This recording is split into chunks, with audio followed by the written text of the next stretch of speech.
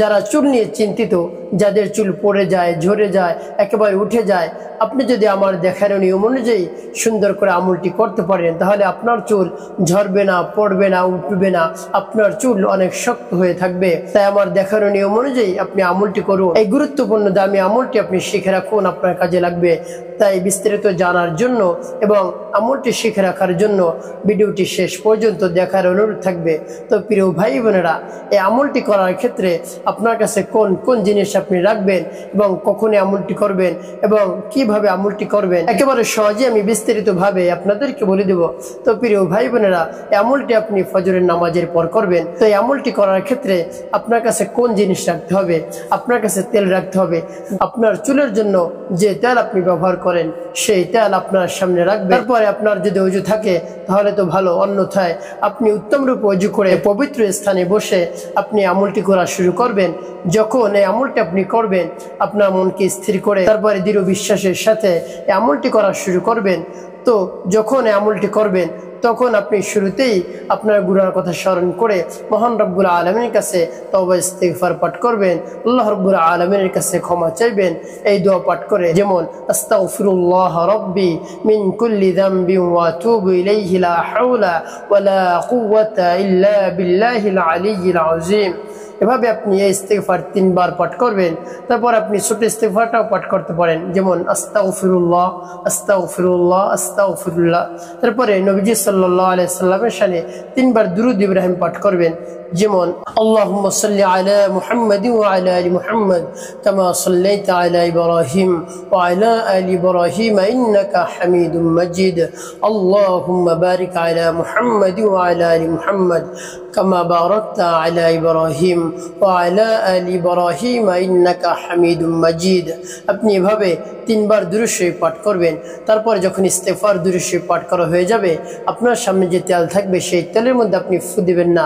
তারপরে আমার দেখানো নিয়ম অনুযায়ী আপনি সূরা ফাতিহা পাঠ করবেন, যেমন বিসমিল্লাহির রহমানির রহিম আলহামদুলিল্লাহি রাব্বিল আলামিন আর রহমানির রহিম মালিকি ইয়াউমিদ্দিন ইয়াকা না'বুদু ওয়া ইয়াকা নাস্তাঈন ইহদিনাস সিরাতাল মুস্তাকিম সিরাতাল লাযীনা আন'আমতা আলাইহিম গায়রিল মাগদুবি আলাইহিম ওয়ালাদ-দাল্লিন।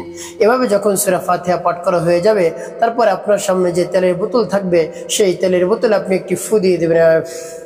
তারপরে আপনি আবারও পাঠ করবেন, যেমন বিসমিল্লাহির রহমানির রহিম আলহামদুলিল্লাহি রাব্বিল আলামিন আর রহমানির রহিম মালিকি ইয়াউমিদ্দিন ইয়াকা না'বুদু ওয়া ইয়াকা নাস্তাঈন ইহদিনাস সিরাতাল মুস্তাকিম সিরাতাল লাযীনা আন'আমতা আলাইহিম গায়রিল মাগদুবি আলাইহিম ওয়ালাদ-দাল্লিন।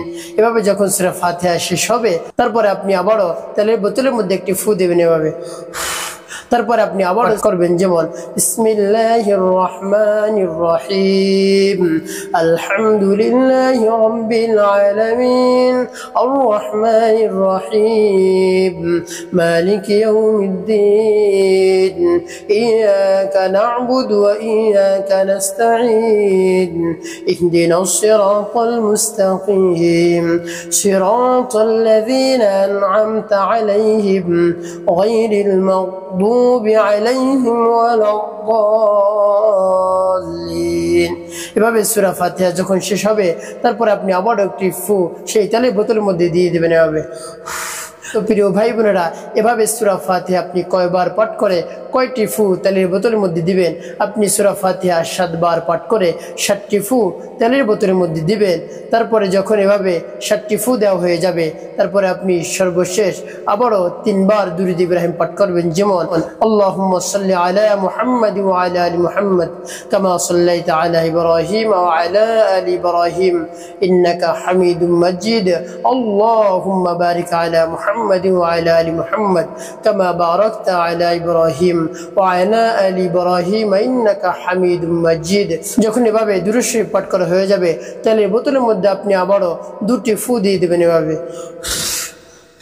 তো 7 বার সূরা ফাতিহা পড়ে 7টি ফু তেলের বোতলে দিবেন। তারপরে আপনি 3 বার দুরূদ শরীফ পাঠ করে 2টি ফু সেই তেলের বোতলের মধ্যে আপনি দিয়ে দিবেন। 9টি ফু বা দম দিয়ে আপনি এই তেলটা পরে নেবেন। তো প্রিয় ভাই বোনেরা, এভাবে আমার দেখানো নিয়ম অনুযায়ী আল্লাহ রাব্বুল আলামিনের উপর পূর্ণ আস্থা রেখে, ভক্তি রেখে, বিশ্বাস রেখে, ভক্তি রেখে এই আমলটি আপনি করবেন।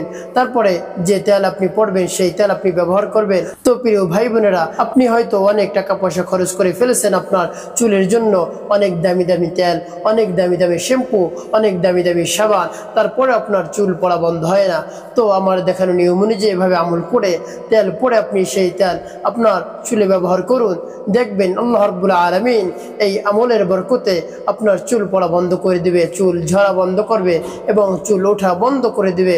আর কখনো চুল উঠবে না, ঝরবে না এবং পড়বে না, অনেক শক্তিশালী হবে, অনেক শক্ত হয়ে যাবে। এর জন্য আমার দেখানো নিয়ম অনুযায়ী আপনি আমলটি করুন, অবশ্যই অবশ্যই আপনি উপকৃত হতে পারবেন। তো এই তেলটা আপনি কখন ব্যবহার করবেন? রাতে যখন আপনি ঘুমাতে যাবেন, ঘুমানোর পূর্বে এই তেলটা ভালো করে আপনার চুলে মালিশ করে নেবেন, চুলের মধ্যে ভালো করে মিক্স করে দিয়ে দিবেন। তারপরে আপনি ঘুমিয়ে যাবেন। আল্লাহ রাব্বুল আলামিন আপনার চুলকে শক্ত করে দিবেন, আপনার চুল ঝরবে না, পড়বে না, উঠবে না, আপনি একেবারে আনন্দিত হয়ে যাবেন। তাই আবার দেখুন এই উমরে যে আপনি আমলটি করুন।